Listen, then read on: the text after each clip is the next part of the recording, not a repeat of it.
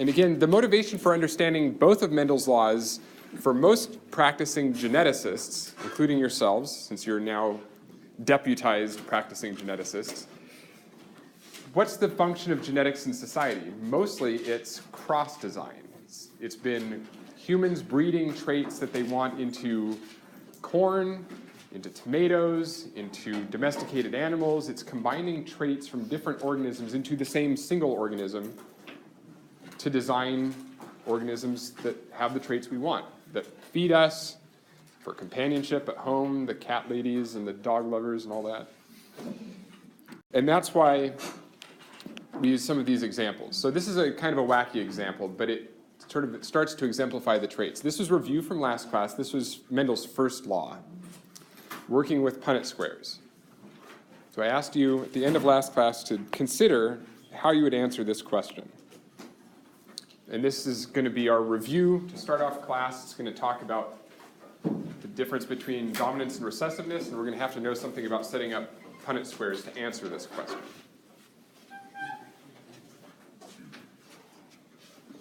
So the question being, you cross these two pure breeding plants together, you make an F1 that looks like the plant shown down here.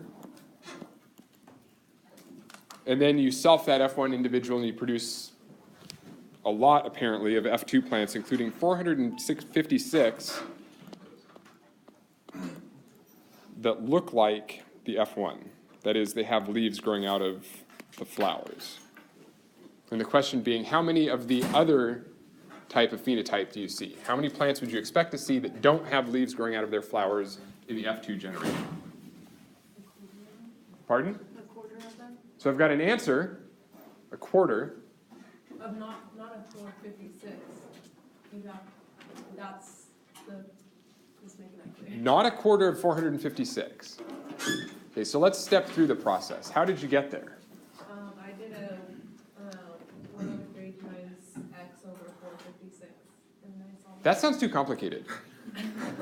1/3 of some, I heard a variable in there. There was an x. Hold on. Okay. From the very beginning, what information do we need to solve this problem? So that's what where we wind up getting at the bottom. We wind up getting a phenotypic ratio. This is the F2 generation 3:1 phenotype ratio. We talked about that last class. What I don't want you to do is memorize ratios. That's the path to bad things. Memorizing, for most of you, is not a good thing. Remember, okay, you get to an exam, okay, crap.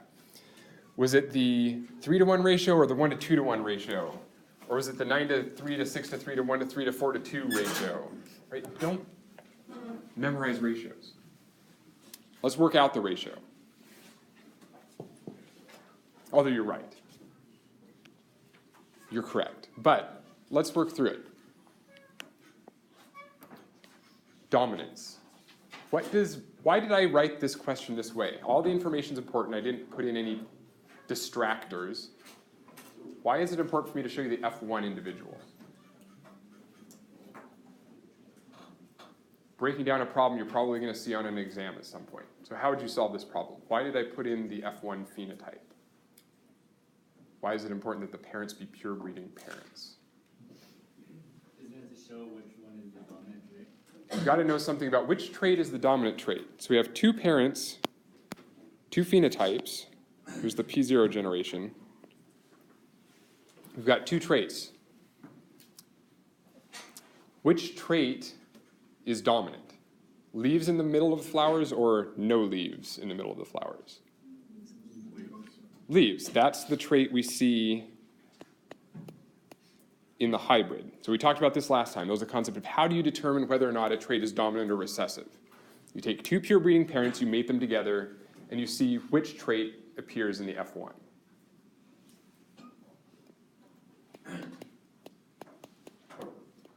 Okay, so now let's make up some fake allele designations.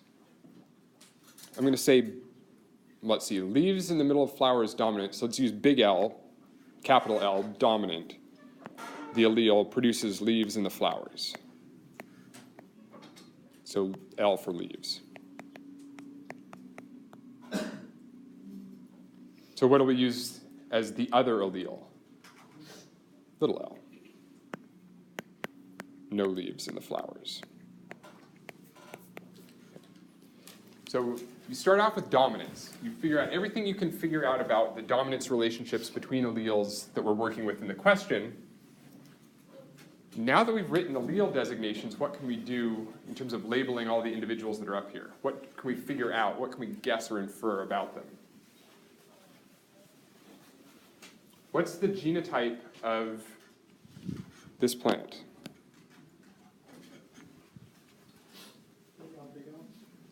So it either has to be one of two things. We talked about this in class last time. We talked about inferring genotypes from phenotypes.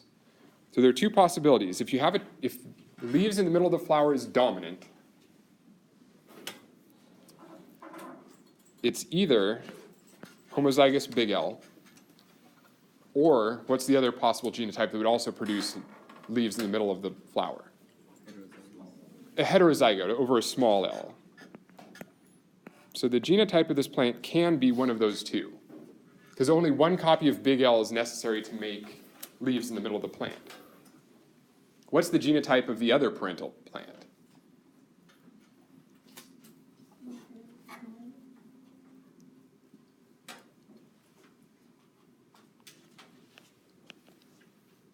So only three possible genotypes. You've got two alleles. You can only have two copies. So it's either big L, big L, big L over little l, or little l over little l. So if you have no big L alleles of this gene at all, that's the recessive trait.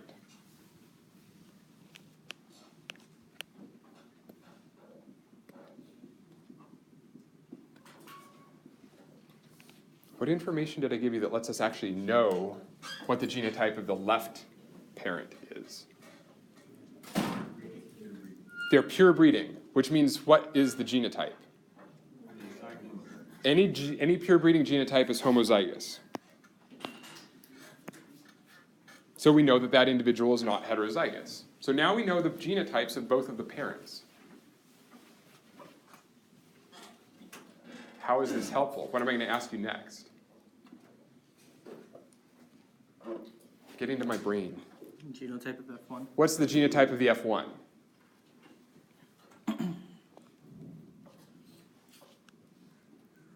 Be heterozygous.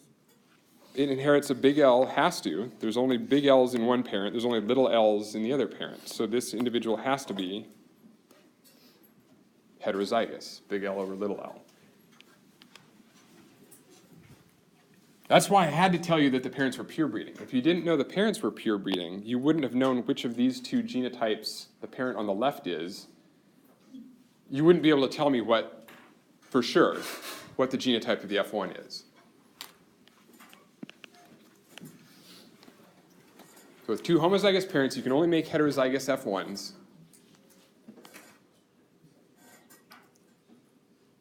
Let's check our work.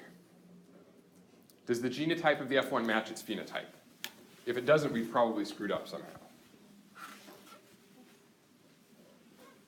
So does big L over little l make plants that have leaves in the middle of the flowers?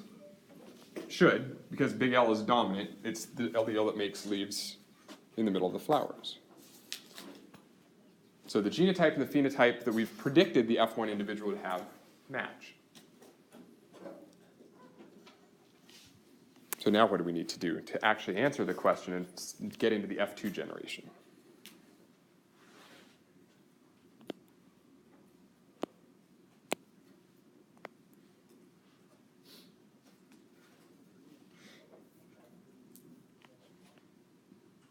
So you've got an F1 genotype. It's plus over, or big L over little l, heterozygous. What do we need to do to figure out what's happening in the next generation?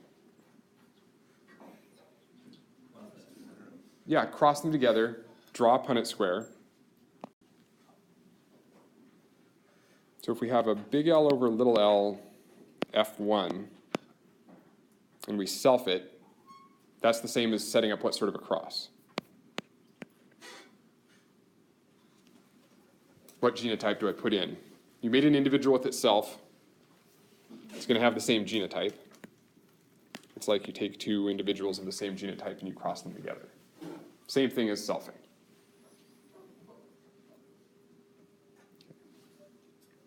So here we actually use the Punnett square. There are two parents, so there are two axes, there are two alleles, there are two columns and two rows. What am I going to write up here across the top? This is where, what are we filling in when we fill those in? You said the big L and the little l. These are the haplotypes of the gametes produced by the F1. So half of the gametes produced by a heterozygous cell will have big L and half little l. You've helped me through that before in the last couple of classes. We've done exercises that show that. And then the same is true, 50% of the gametes produced by the other parent will have the big L and half the little l. So then you fill in, fill down, and fill across.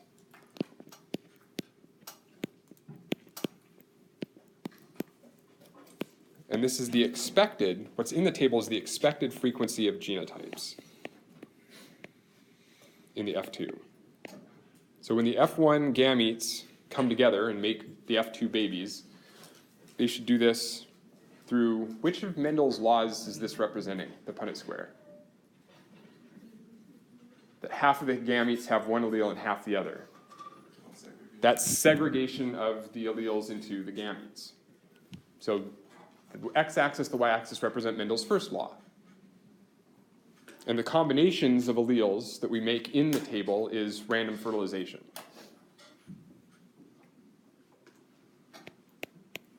Okay, now we're finally to the 3-to-1 ratio, I think.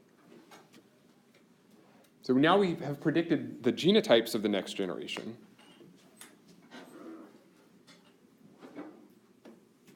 What's the frequency of homozygous plants that grow leaves in their flowers? What percentage of the F2s? Homozygous that grow leaves in the middle of their flowers, that'll be 25%. It's a quarter of the area of the table, 25% of the plants. 50% will have the big L over little l genotype, and 25% have little l over little l. And that's where we get that 1 to 2 to 1 genotype ratio. Yes? Oh, thank you very much.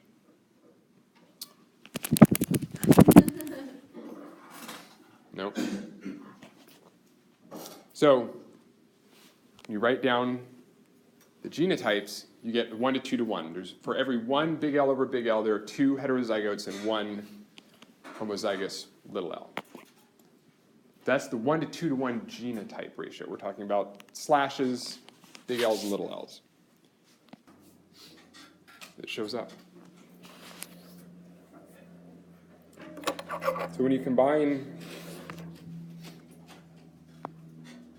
the 1 and the 2, all of the individuals that have big L's in their genotypes, that sums to 3. Those are the 3 parts that are big L to 1. That's the phenotype ratio.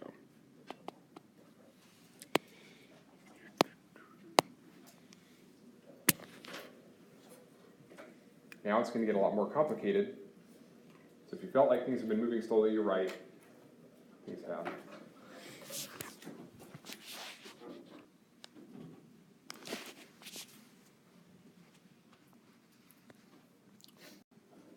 So now we get to do Mendel's second law. So this goes beyond just looking at one gene, big L's, little l's, or big A's and little a's, or big B's and little b's. Setting up bigger Punnett squares, this is where we get to the point of asking something that's actually applicable. How do you find the most efficient way to cross individuals together to get results that you're looking for?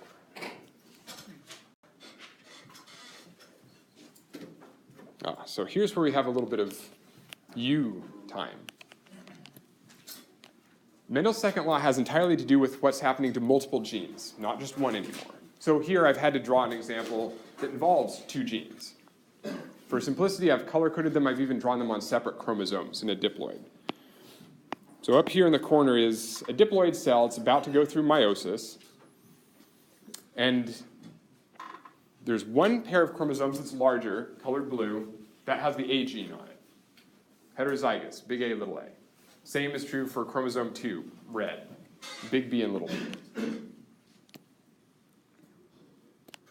What's the name of the genotype, that blank there that's covered up by my menu? A blank hybrid genotype. When you're heterozygous, two different genes,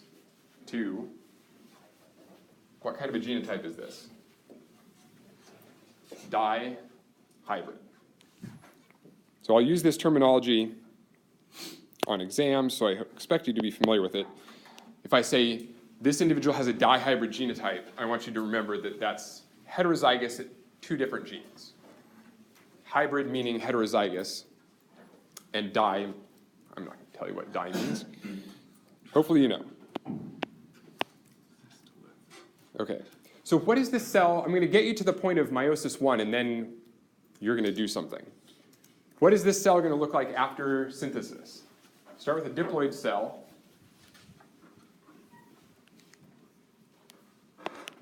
Two copies of every chromosome. So how many big A's are going to be in this cell after synthesis?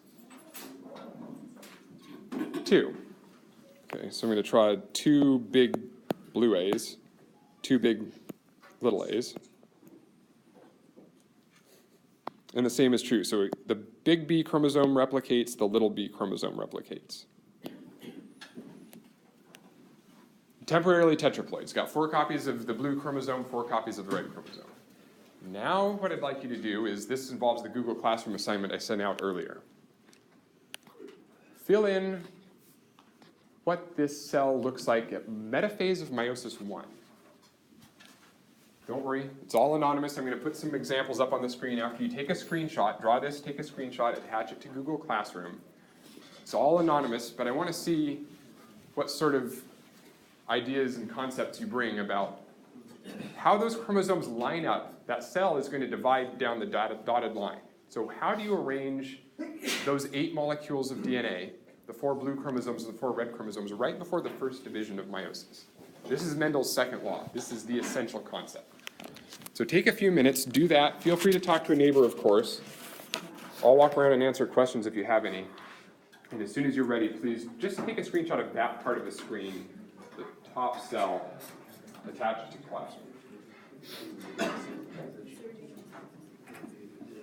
Show me how the chromosomes line up in the cell.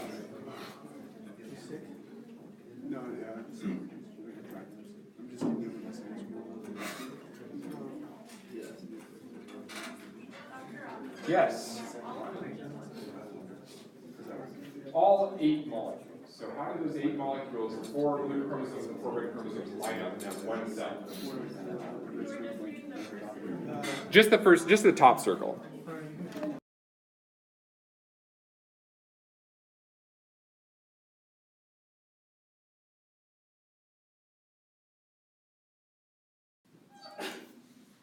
So here's the way I've drawn it. I would have put